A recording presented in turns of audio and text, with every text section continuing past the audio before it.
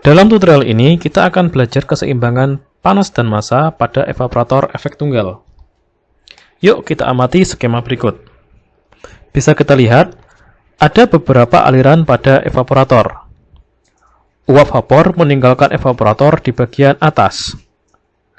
Steam masuk dari samping. Umpan bahan masuk dari bagian dasar. Kondensat keluar dari sistem, begitu juga produk konsentrat. Tengok, tabung-tabung dan selongsong pemanas dalam evaporator disebut kalendria. Sekarang kita lihat keseimbangan massanya. Jadi, untuk umpan bahan kita punya m.f yang merupakan laju aliran massa dari bahan yang encer dalam kilogram per second. Kita punya m.s, laju aliran massa untuk steam dalam kilogram per second. Kita punya m.v, laju aliran massa vapor meninggalkan evaporator dalam kilogram per second. Kita punya m.p, laju aliran massa untuk produk konsentrat dalam kilogram per second. Dan kita juga punya fraksi padatan bahan umpan, xf, tanpa satuan. Dan fraksi padatan produk konsentrat, xp, juga tanpa satuan. Jadi, kita bisa menuliskan keseimbangan massa dengan melihat apa yang masuk ke sistem dan apa yang keluar dari sistem. Kita punya umpan bahan masuk ke sistem. Laju aliran massanya m.f, yang nilainya sama dengan laju aliran massa vapor yang meninggalkan sistem, m.v, ditambah m.p, laju aliran massa dari produk konsentrat yang meninggalkan sistem. Ingat, pada evaporator, steam dan umpan bahan tetap terpisah, karena pemanasannya terjadi secara tidak langsung. Ketika steam terkondensasi, steam meninggalkan evaporator sebagai kondensat, sehingga steam tidak bercampur dengan umpan bahan, sehingga kita tidak melibatkan laju aliran massa steam maupun kondensat dalam analisis keseimbangan massa. Lanjut, kita berpindah ke keseimbangan padatan. Kita ketahui bahwa xf adalah fraksi padatan dari umpan bahan dan tanpa satuan.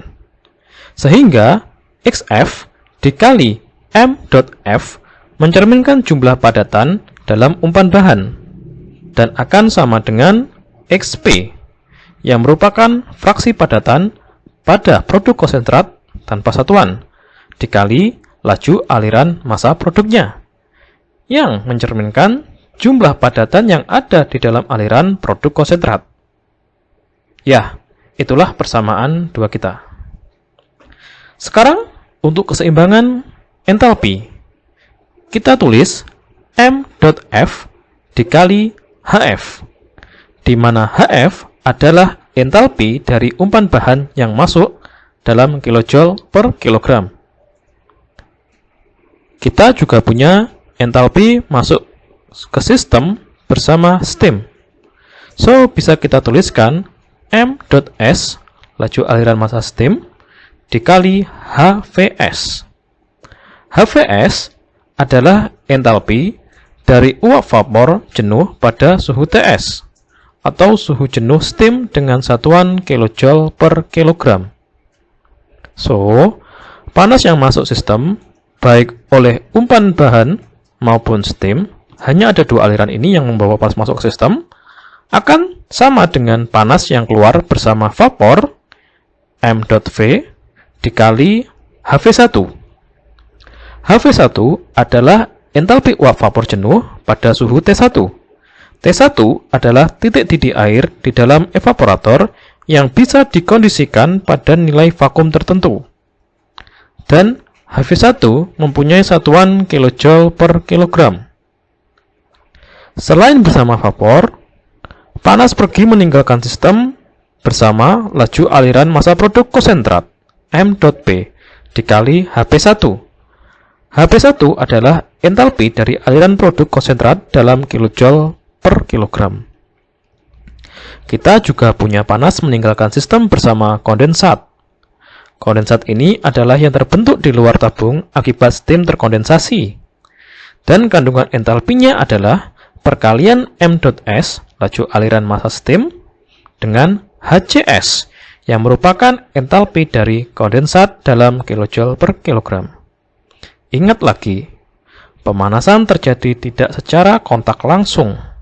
So, semua massa steam yang masuk ke ruang pemanas akan pergi dalam wujud kondensat setelah terkondensasi.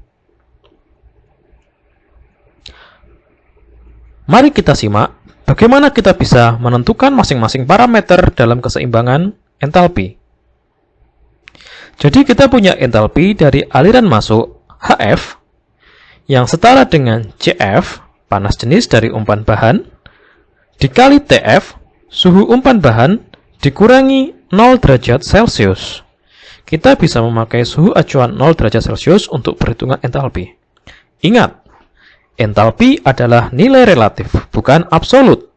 Sehingga HF satuannya kilojoule per kilogram karena panas jenisnya dikali dengan suhu. Kemudian kita asumsikan sedang menggunakan steam jenuh, sehingga HVS diperoleh dari tabel uap, tergantung tekanan dan suhu jenuh dari steam. HV1 diperoleh juga dari tabel uap, sebagai entalpi vapor jenuh pada suhu T1. HP1 adalah entalpi dari aliran produk konsentrat. So, kita pakai panas jenis produk konsentrat, CPP, dikali dengan T1. T1 adalah suhu yang dijaga dalam evaporator, dikurangi 0 derajat Celcius, suhu acuan. HCS diperoleh dari tabel uap sebagai entalpi cairan jenuh pada suhu TS. Di sini kita asumsikan kondensat meninggalkan evaporator pada suhu TS. Jika kondensat meninggalkan evaporator pada suhu lebih rendah dari TS, maka kita perlu menentukan tambahan panas sensibel yang pergi bersama kondensat. Luas dari pindah panas dalam kalendria dapat kita tentukan dengan persamaan berikut. Q, laju pindah panas di sepanjang tabung-tabung akan sama dengan U dikali A dikali TS dikurangi T1, sama dengan M.S kali HVS dikurangi M.S kali HCS. U adalah koefisien pindah panas keseluruhan dalam watt per meter kuadrat Kelvin. A adalah luas dalam meter kuadrat, dan H adalah laju pindah panas dalam watt. Sehingga, persamaan ini dapat dipakai untuk menentukan luas yang dibutuhkan agar tercapai jumlah pindah panas yang sesuai untuk kebutuhan memekatkan cairan. Kinerja evaporator dapat diindikasikan dari nilai ekonomi steamnya, yang merupakan perbandingan M.V terhadap M.S, di mana M.V adalah laju aliran massa vapor dan M.S adalah laju aliran massa steam yang masuk evaporator. Nilai ekonomi steam yang umum dari evaporator efek tunggal adalah mendekati 1.